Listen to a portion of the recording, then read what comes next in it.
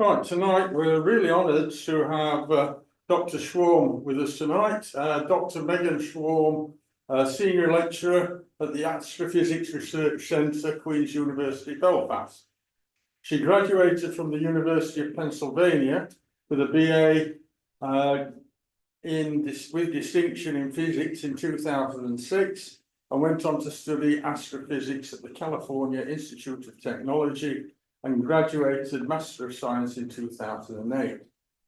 Finishing her PhD in planetary science in 2011, also from California Institute of Technology, her thesis was researching beyond Sedna, probing the distant solar system, and then went on to as a postdoc fellow to Yale. From 2013, she spent 2 years at the Institute of Astronomy and Astrophysics at the Academia Sinica in Taipei in the Republic of China, Taiwan. Meg Schwamb then held the post of assistant scientist at the Gemini Observatory, which is a two-tree telescope based in Hawaii and Chile. Meg then held the post of in 2017, she received the Carl Sagan Medal for Excellence in Public Communication for the creation of the Astro-Tweets and the Planet 4 projects. Astro-Tweets is a Twitter-based thing. I think it's actually gone silent for a bit. And Planet 4 is citizen science project. On the 13th of April 2017, asteroid 11814 Schwamb was named in her honour. So please give a huge Mexperen Swint and welcome to Dr. Meg Schwamb.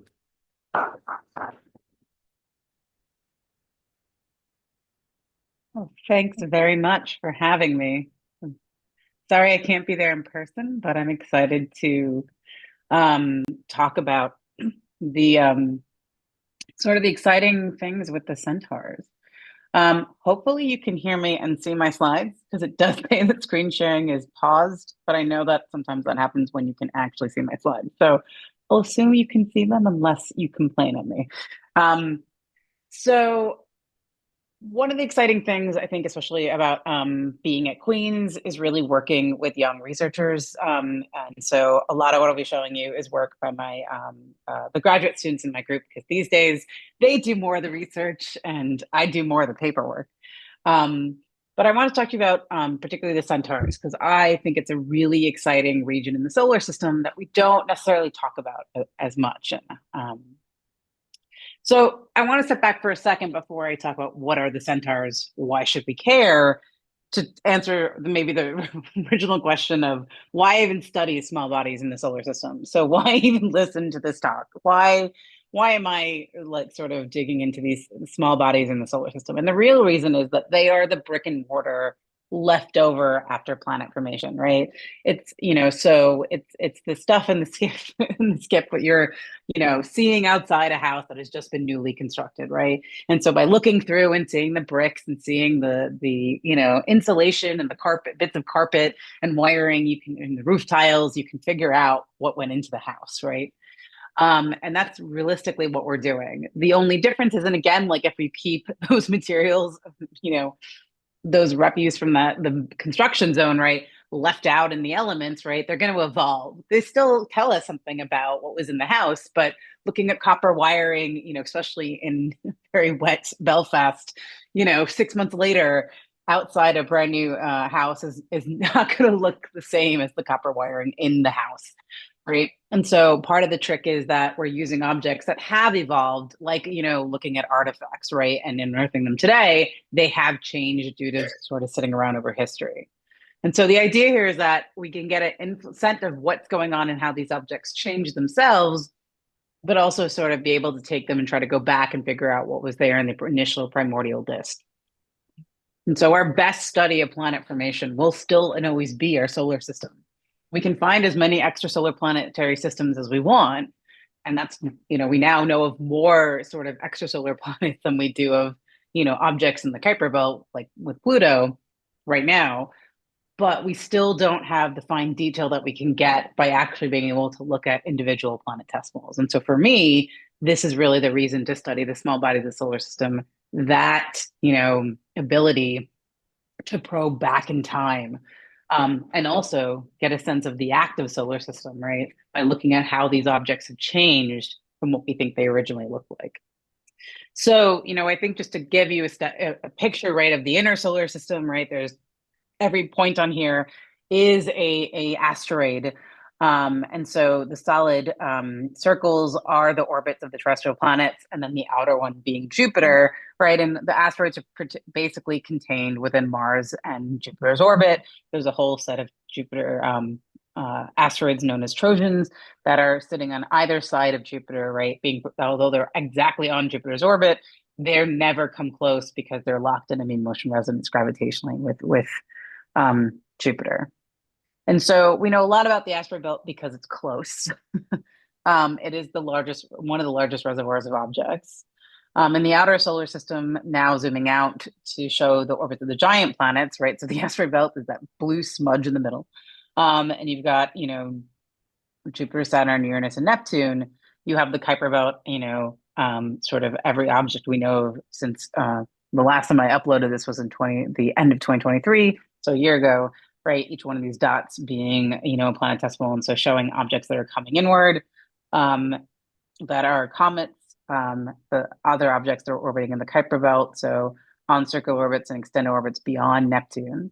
And then you'll also notice there's a lot of sort of faint, blue haze, right, of objects that are sort of in between the planets. And that's what we call the centaurs. These are objects that are actually on short-lived orbits. I like to think about it as they are playing, the solar system's version of pinball, and they are a little ball bouncing around gravitationally, being scattered by the giant planets. And so they are objects that originated in the Kuiper belt. And dynamically, we can use models to actually show that this is correct, that objects are slowly leaking out of this region in here, right, the Kuiper belt, due to the influence of the giant planets. And that's trying to send these objects slowly inward, right, toward the asteroid belt. And so these objects are pretty short-lived because they only live about, on the order of millions of years, given the giga years the solar system, many giga years the solar system has been around, and several. They're short-lived orbits, but they're constantly being resupplied. And so the centaurs are really unique in that they're giving us a close-in view, right, of the Kuiper belt closer in, but they're modified, right, because they're getting more sun than the distant objects like Pluto that are much more frozen. And so they sometimes behave like comets. And so sort of the centaur is sort of an apt name, right? The half human, half horse, of that these things are kind of partially comets, partially not, kind of asteroids, but not, kind of Kuiper belt objects, but not, and they're sort of transitioning. And the ultimate stage is that we dynamically know that if you take models of the Kuiper belt, you keep running it over and over, what you'll find is that most of these centaurs will play their pinball game and get ejected from the solar system, but a small subset will actually survive. And they become the short period, comets, the Jupiter family comets. And so dynamically, right, we see that the stuff, and this is sort of a schematic of all the different types of comets, and sort of the sort of general population in the Kuiper belt. The idea being is that you get, the KBOs, these trans-Neptunian objects, right, can transition to centaurs, and that few come down to Jupiter family comets. So a full subset of comets, right, are truly coming from the centaurs. And what separates you from being a Jupiter family comet is just your orbit and how controlled you are by Jupiter and what is driving your cometary activity. And we often see that the centaurs are different in terms of how they have activity. And so, the centaurs really are this sort of in-between Frankenstein kind of body that has that, there's been so few of them. There's only about 200-ish of these objects known today to really be able to study. And so, just sort of looking at the scale of objects, here's Pluto and Ceres, or dwarf planets. We have 67P, which is one of a short period comet. So it it has a link to the centaurs. We have Arrokoth, which is a small Kuiper belt object that co-classical object that New Horizons flew by. We have Urugu, which is again a near Earth asteroid that has been sampled in the Ikawa comet. And so, the centaurs are sort of riding between those Pluto series and sort of the comet sizes. And so again, there's sort of this intermediate, the caterpillar before you get the butterfly. And so it's a really interesting region because of all these things about it's something brighter and bigger than brighter because it's closer than the Kuiper belt. So I have a better chance of being able to get more photons to be able to study it or send a spacecraft to it than something out at 30 AU. New Horizons is one of the fastest spacecraft ever because it had to be to take 10 years, well, less than 10, roughly 10 years, but close to that, to get to where it needed to go, right, in the outer solar system. So the centaurs, I think, are really this exciting population if you can find them and study them. And what they're also is just they're generically just weird. They exhibit cometary activity, but it doesn't seem to fit with the Jupiter family comets of just happening because of water ice sublimation, which is typically what the hypothesis for Jupiter family comets is, that they've crossed over the sort of the ice line in the solar system, and now water is sublimating away. And these objects don't seem to have that. There seems to be a link between their orbits and where you can get a transition in the shape of crystal water ice to go from amorphous to crystalline. And so this transformation in the ice structure is exothermic, and it's thought that maybe that's driving some of the activity. Whether it's carbon monoxide based is also something that's being thought of, or carbon dioxide driven. But it doesn't seem to be as tied with the ice line because these things are active well before that. And at different parts of their orbit that don't make sense, like closer to aphelion, closer to the furthest point in their orbit, which wouldn't make sense if it's thermally driven. But again, it's trying to figure out what exactly is doing it. And so I think the centaurs are sort of this missed population because there's not that many of them.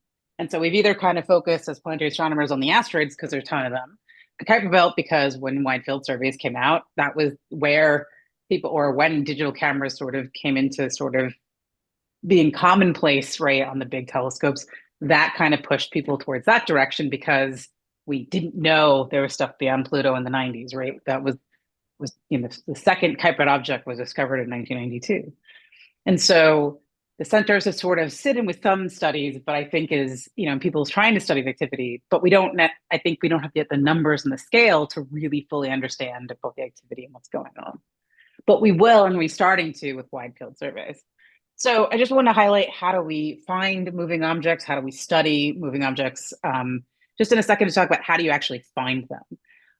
Because a lot of times we talk about here's the results, but we haven't actually gone through the tried and true method of actually how we do it. And the reality is it is just pointing on the sky, coming back again, and again, and looking for the wanderer, right? Again, the name for the planets, right? Looking for the thing on the sky that has moved. Or as my mom said when I told her what I was doing for my PhD, she was like, so you look for the fuzzy blob on the image to move. And I was like, yep, that's what I do. And so here's just showing an example. The top is from my thesis survey from about a decade ago.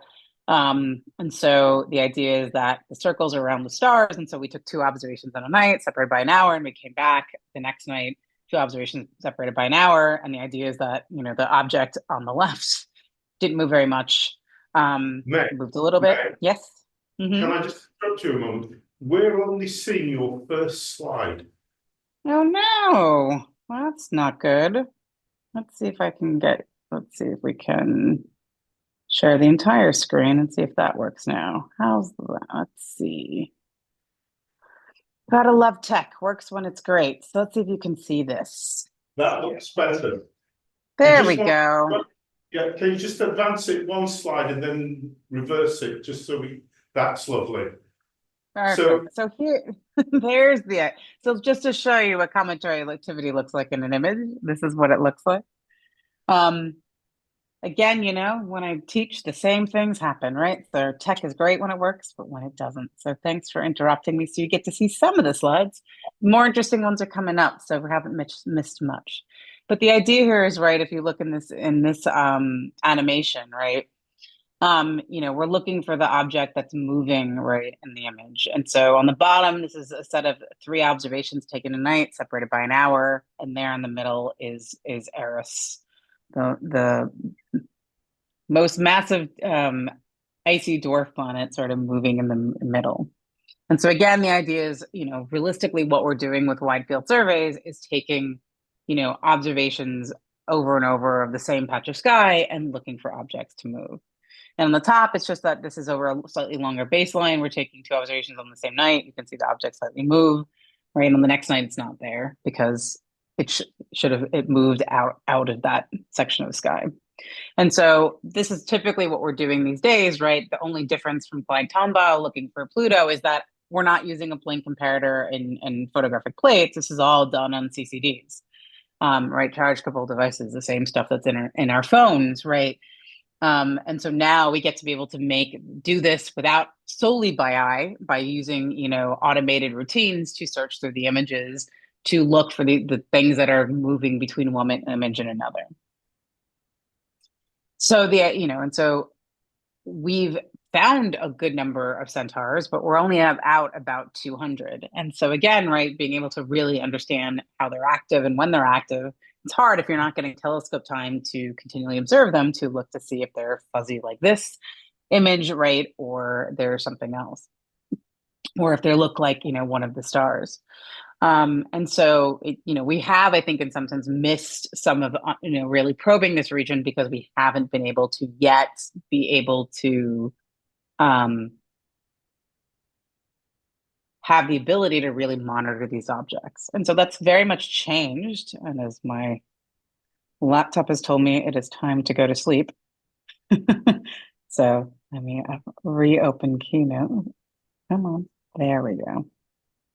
And so that's all right, presentation.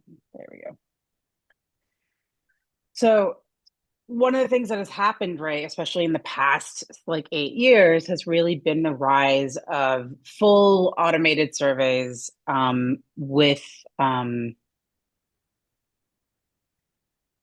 really, I think, the increase in excitement over gravitational wave events and finding optical counterparts and really astrophysics, which has been good for us and bad for us in some sense.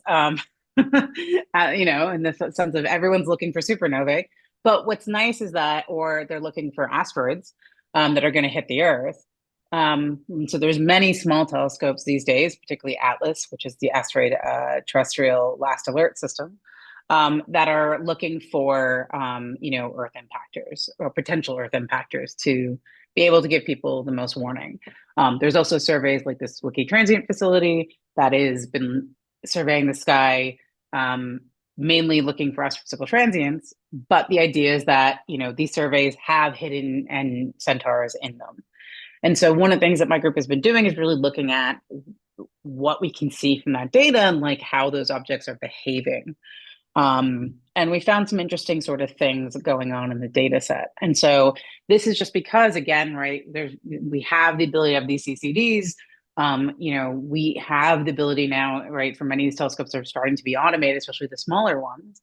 And so all of this is has been building in sort of the last, I would say, 8 years of people really of having this ability to have, continuous data sets, right, for centaurs, where when I was a graduate student, it was nearly impossible for someone to monitor, tons of objects over time to look at their sort of changes in brightness over an observing season. And so, although ATLAS is a small telescope, they're smaller than a meter. They're powerful in the sense that it's 2 telescopes in Chile, but when the survey started, but it's actually now 4 telescopes, so there's always an ATLAS telescope now observing around the world. So there's 2 in Hawaii, 1 on Maui, so 1 on the Big Island, 1 in Chile, and 1 in South Africa. And so now there's always an ATLAS telescope watching. And what's unique about this is that the optics are very similar or the same in all of them. And so it's the same type of telescope and system, same data reduction. And so, you always have one object looking, one telescope looking. And so the data set has sort of grown. And so what we have been looking at is that these serendipitous sort of hyperid objects and centaurs have been walking through this data set over the years, right, sitting in the data. And so when an Atlas telescope observes, or say a Swiftly Transit Facility telescope observes, one of these dots is somewhere in it. Now, most of these are too faint. Most of these objects transitioning into the inner solar system are too faint for us to see, but there's a small subset of centaurs that we're able to look at. And one of the things that we can do is sort of look at their properties in terms of how they reflect light back. And we know this from looking at the moon. We see the phases of the moon. And so the idea is that when an object's, outside of the Earth or outside the Earth's orbit, right, as the Earth orbits, right, we get the viewing angle changes between the sun, the Earth, and the distant body.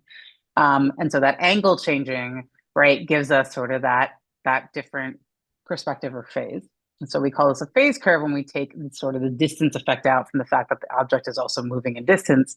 And if we take that out, right, then we get basically looking at it from full moon to something, off to a crescent. Now, for the objects I look at, I don't get much of this curve. I tend to get very close up here. But the idea is that all this light that's coming off is reflected, right? And so this curve, or the shape of the curve, and how steep and how it changes with wavelength has something to do with the backscattering properties of the material. And so in both cases, we can sort of compare and contrast surfaces. And so if we're monitoring for really long periods of time, like with Atlas for years and for months, we can actually try to look at these, which is what my graduate student, Matthew Dobson, was doing. And he wrote a whole paper on about a few centaurs and a few hyperid objects. And it was boring, but it was, reasonable science. But then we got a really funny result. And so the story I want to tell is about this object Chiron, which is one of the largest centaurs. And so so what I showed you was this, phase curve here. And so the part that Matthew's, monitoring for these centaurs is really just sort of this edge. So it looks linear. And so the bottom plot is the sort of main Atlas filter. It's the orange filter, but here we plotted as red points. And so, basically when we're right at that small chunk, this entire phase curve looks like a line. And the red points are 5 years worth of data. Same thing for the top blue. Now this is the cyan filter, which only gets put in bright when it's full moon. So there's less data points, but 5 years of data lie on the same line. And so Matthew observed Chiron all the way, downloading the data from Atlas, comparing it, stopped downloading, wrote his paper, looking at the properties of this and many of the other objects. And then Alan Fitzsimmons, who's a professor at Queen's, walked into my office while I was meeting with Matthew talking about sort of his plots in his paper. And he's like, did you download the latest data? And we're like, no, we're like done with the paper. Like, there's nothing else we're going to learn about this data set, right? He's finishing up the paper and he's like, Chiron's doing something weird. And so what happened is that Alan is really an expert in comets, and also asteroids. And so he looks at the daily sort of new discoveries from Atlas for the near Earth asteroids. So he's vetting, blinking through the list of, digital candidates of near Earth asteroids. And when something is bright enough, it gets put into their sample. And sometimes distant objects get confused and put in there. And Chiron ended up being in the sample of images that Alan was looking at. And so the software got confused and was like, hey, this is a new asteroid. And when Alan looked at the positions, he was like, yeah, that's real, but it's actually a known object. I was like, why is this centaur in my data set? It's usually too faint to be seen. And so he's like, came in running in the office and was like, what have you seen? And so Matthew downloaded the data and plotted it up. And so the black points are the data after March 30th. And so we don't this point, we didn't exactly know what happened. but something changed in Chiron that it jumped up significantly and basically looked like it's starting a new phase curve, right? It's changing its brightness as a function of that angle, but at a brighter magnitude. Like someone just added a bunch of light reflecting back at Earth, like turning on a flashlight. And yet, Chiron doesn't look cometary. It looks like a normal, like a source, like anything else that's here in the center. This is Atlas data. This is using Look telescope, which is 1 meter, which is a little bit bigger. It looks like any of the normal stars. And the weird thing is, and unfortunate, is that the reason we have a very specific date here is that on March 30th was the last observation before Chiron went behind the sun. And so it came back in August, July, August of 2021, but we don't know what happened in the in-between because the sun was in our way. And so we don't know when this change happened. We just know is that on March 30th, it was okay. And it matched 5 years worth of observations. And suddenly after that, when it moves sufficiently far from the sun that we could observe it, it was high. And yet we don't see a coma. And so we know centaurs are weird, but it was like the aim was to figure out what was going on with this object because it's one of the largest centaurs. This might tell us something about it, about activity. And so Matthew and I and several collaborators went through a sort of detective, maybe novel in essence, of trying to figure out what was going on. So we don't see the characteristic signals of this being a comet, right? Of some kind of cometary activity. And this object is weird for many reasons. And I'll talk a little bit more about that. But as this wasn't a short-lived event, as the year went on, more and more data filled in this plot. Chiron's still active. And more than a year, Chiron's still high up.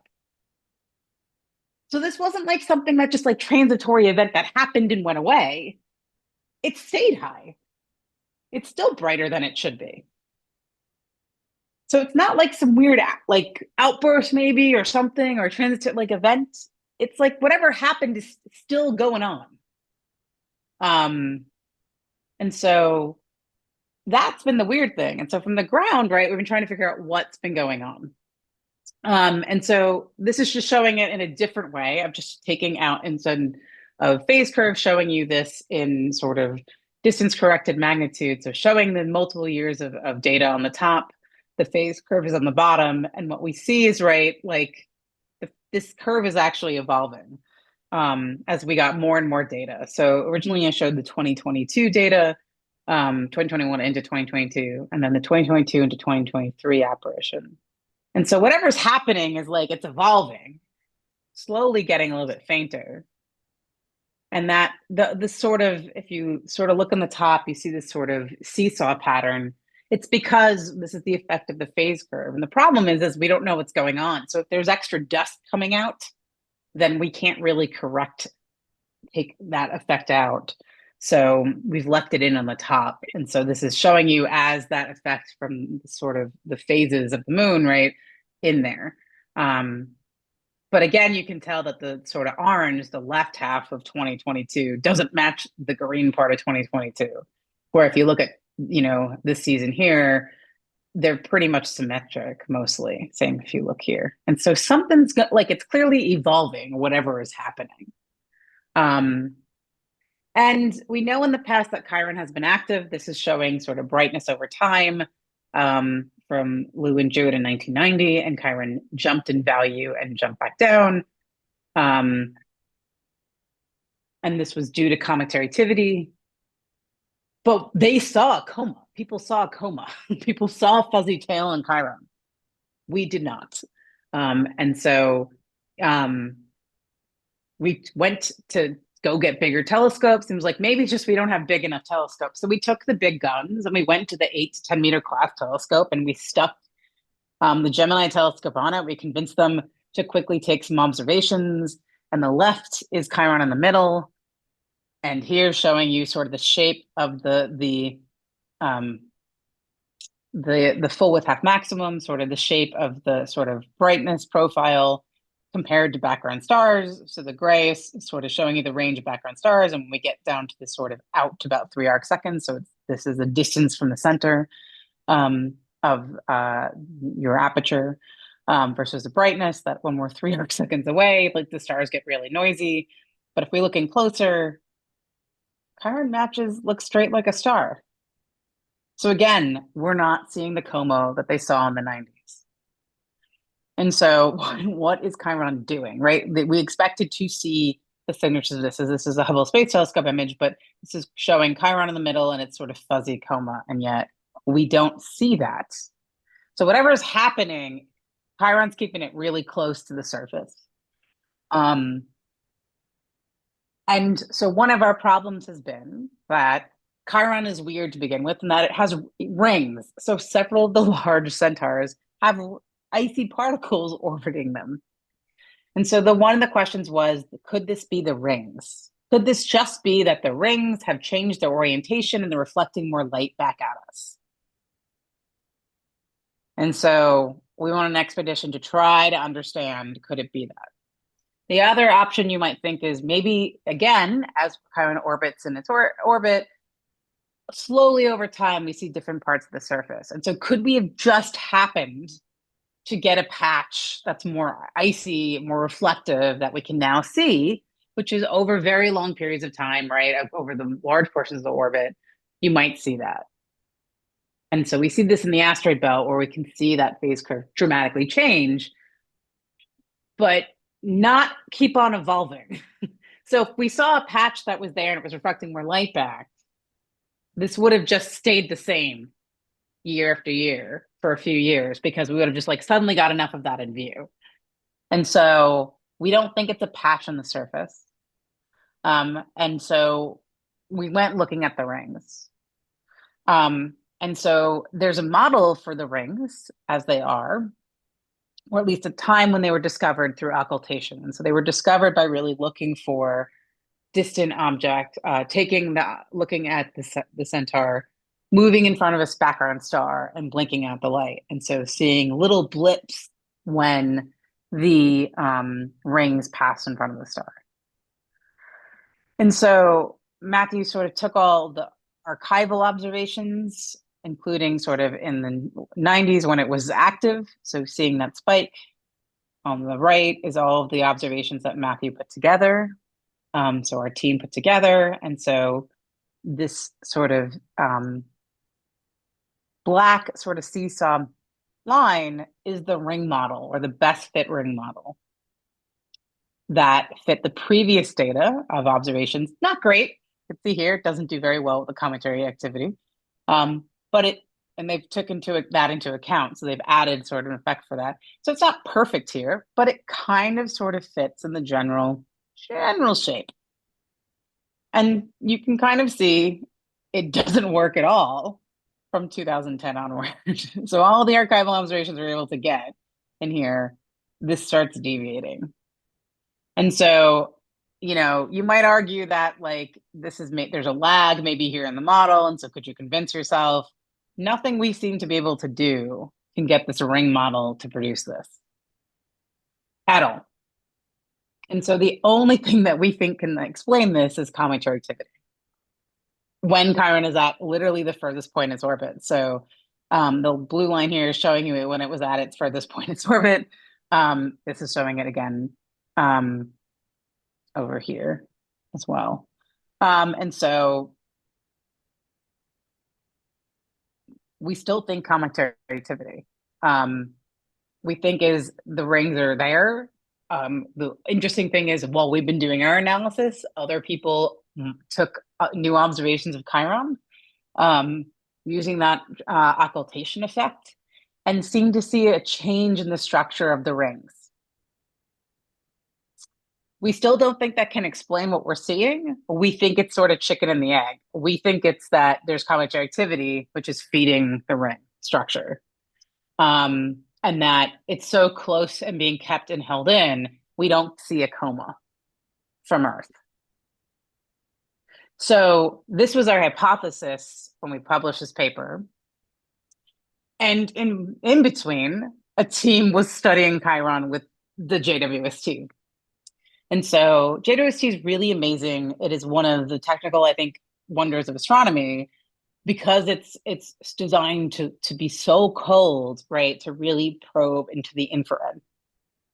And so it's really giving the ability to study the sort of ices on object of all these small bodies within the outer solar system in unique ways to really look for carbon dioxide, carbon monoxide, dioxide, really in all these nitrogen, et cetera, and all these abundances. That is much easier to do in the infrared than it is in the near infrared, from ground or even using the Hubble Space Telescope. And so a team was actually studying Chiron while we were independently looking at it in the optical, going, this thing's doing weird things.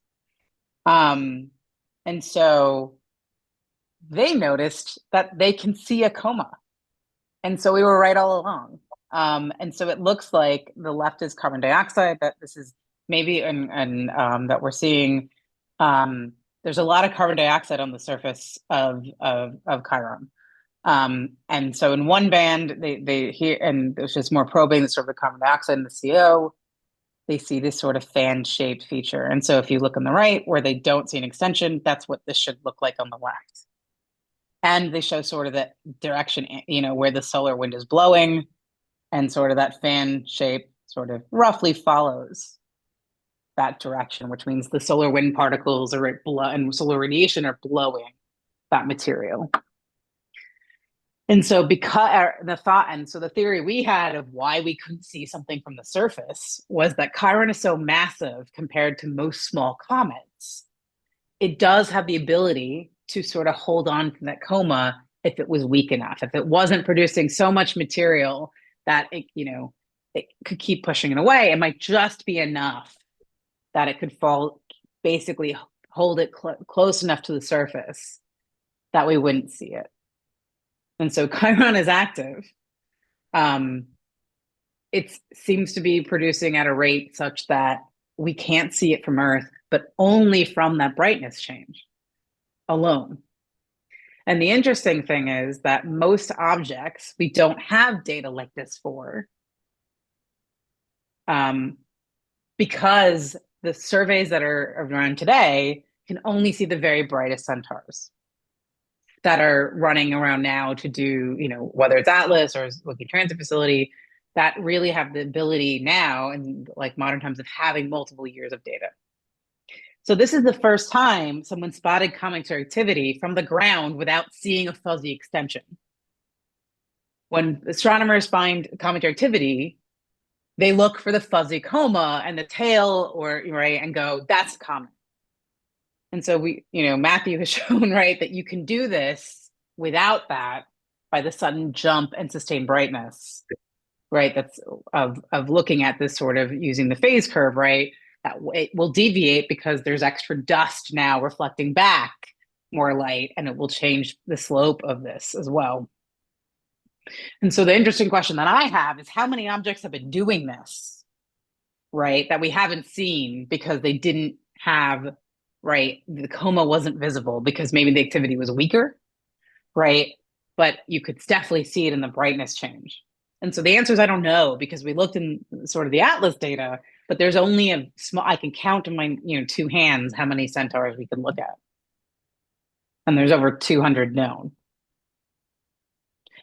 So I think as we're starting to see, right, some of these weird objects and their weird histories, right, and things they're doing, because we have so many data points, right? There's over 400 data points staring at you in this plot right now, which is incredible. There's more data points here than we have on, on all centaurs in terms of brightness values. And so the challenge is how do we do this on a broader scale? And the nice thing is, starting next year, we will be able to do that. And so the fun bit has been that the reason why Matthew was looking at this data set is because next year, the Vera C. Rubin Observatory begins the legacy survey of space and time.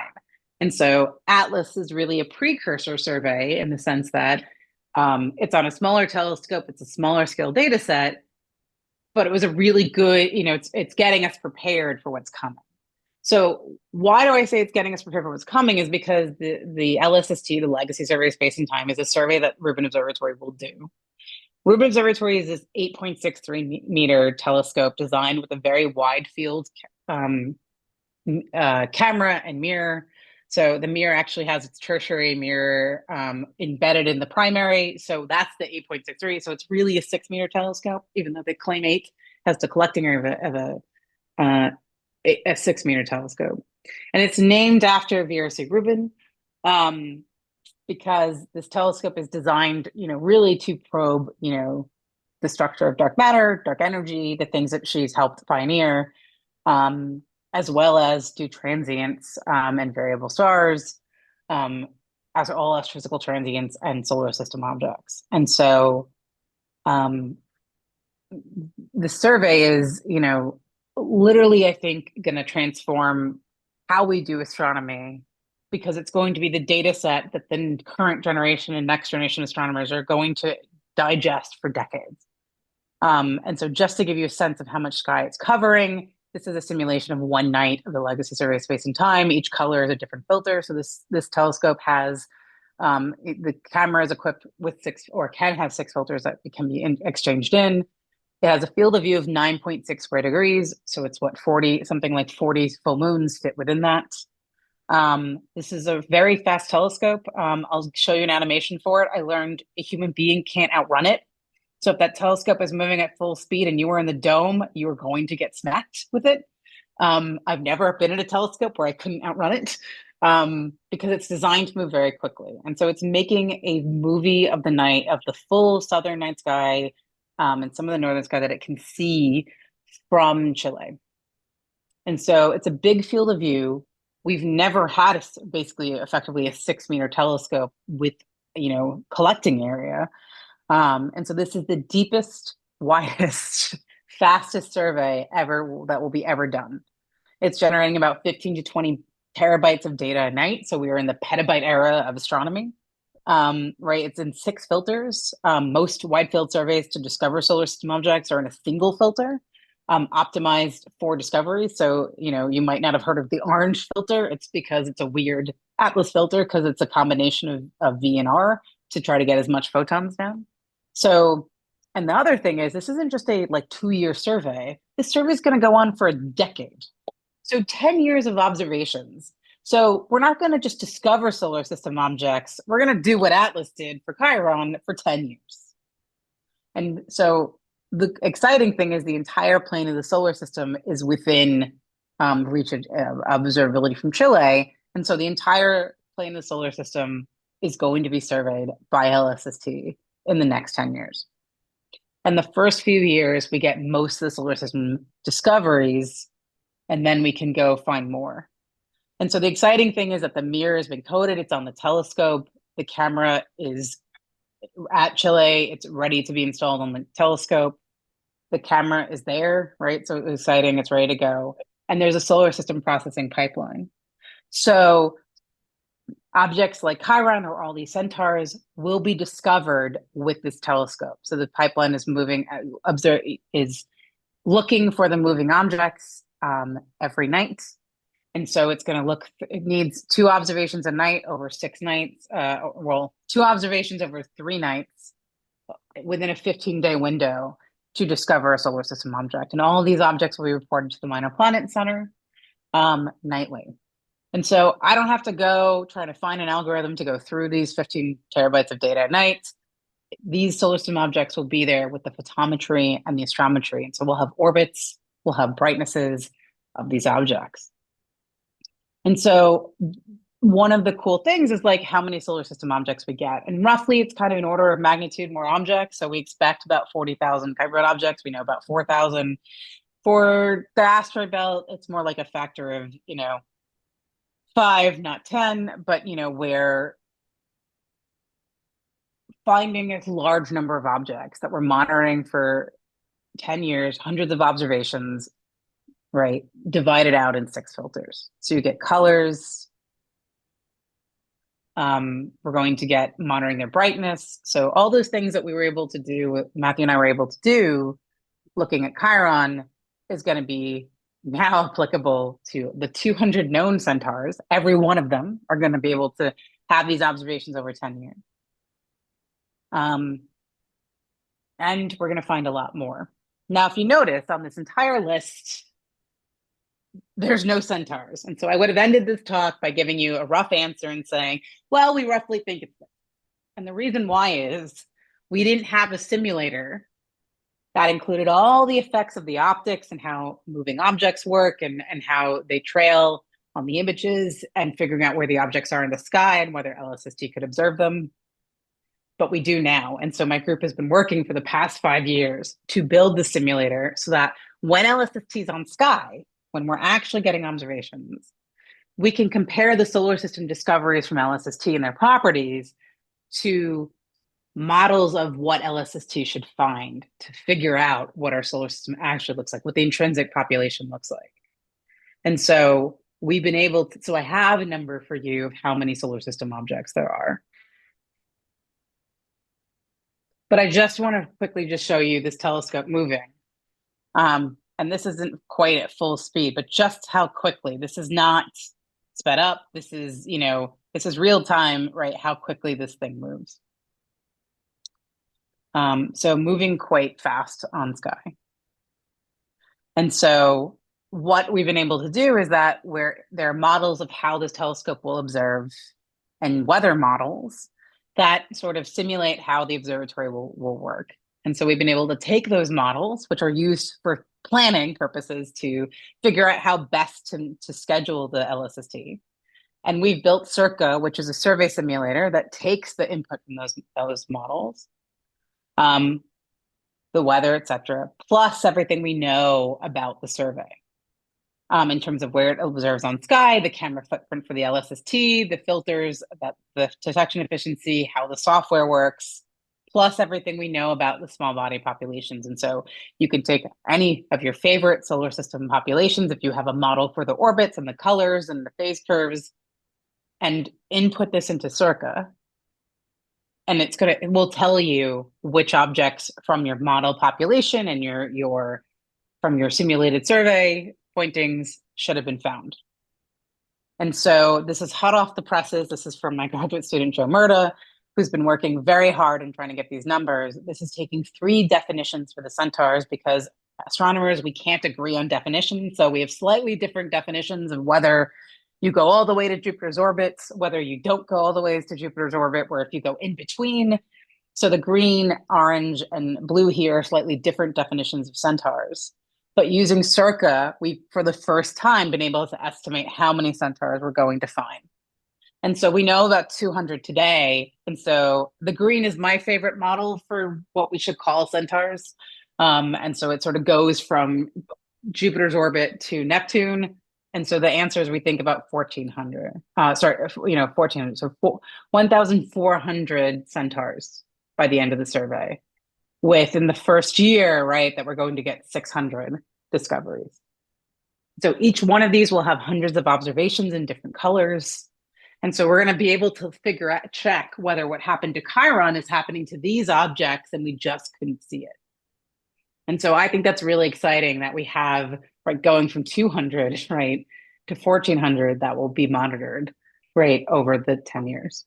And so that ones that are discovered here might actually, we find are in the data set here, they're just not necessarily found.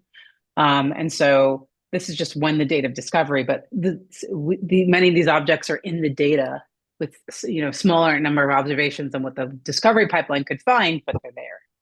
And so I think this is really exciting. So this is hot off the press results from this afternoon for the first estimates of how many centaurs we think we'll find, that now we can compare when the first year of the survey is over to whether this is right. And if it's not right, we can revise what we know about the size of this population from comparing the real discoveries from LSST to what the models that were used to build, we put into the simulator gave us.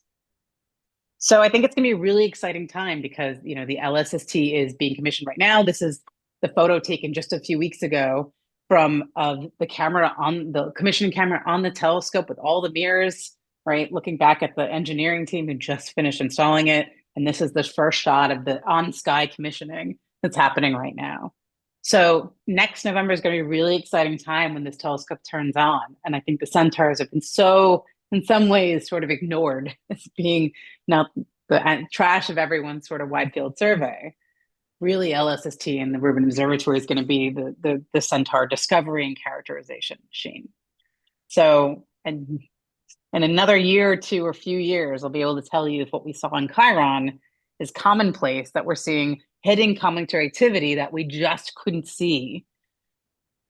Or is Chiron just very weird out of a weird bunch of objects? So stay tuned. Meg, thank you very much for a very interesting talk.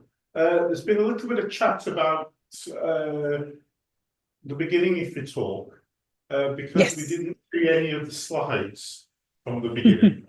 I think people will be just interested to see those slides. No problem. Get some pictures with your words.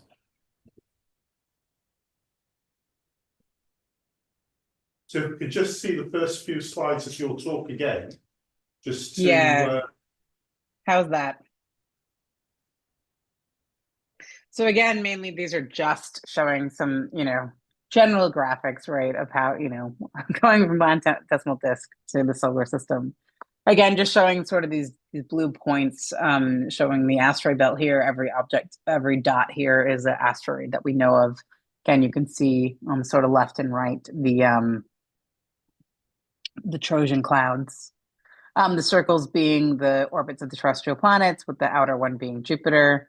And then here's the outer solar system showing again. So again, you see sort of the orbits of the giant planets here. Again, the big blur in there is asteroid belt plus comets. And sort of you can see this sort of scattered in between the giant planets, the centaurs, and the long period comets. With the main part of the Kuiper belt on the outside. And then just really into the sort of life cycle of centaurs, right? And so this is the whole life cycle, we think, of how comets sort of transition. And again, we go from most of the Jupiter family comets are coming from the Kuiper belt to the Centaur stage. So that the few centaurs that do survive seem to be coming to the Jupiter family comets. And so just giving some scale that we think it's somewhere, centaurs are in between going from the dwarf planets to sort of what we see for the tiny asteroids and comets. Thank you very much. What we didn't, and again, what we didn't see for Chiron, we expected we were going to see that, yet we don't. Okay, so once again, thank you very much for a very fascinating talk. I didn't realise that bodies that small could actually have ring systems as well. So that's really fascinating that it has that much effect on its light curve as well.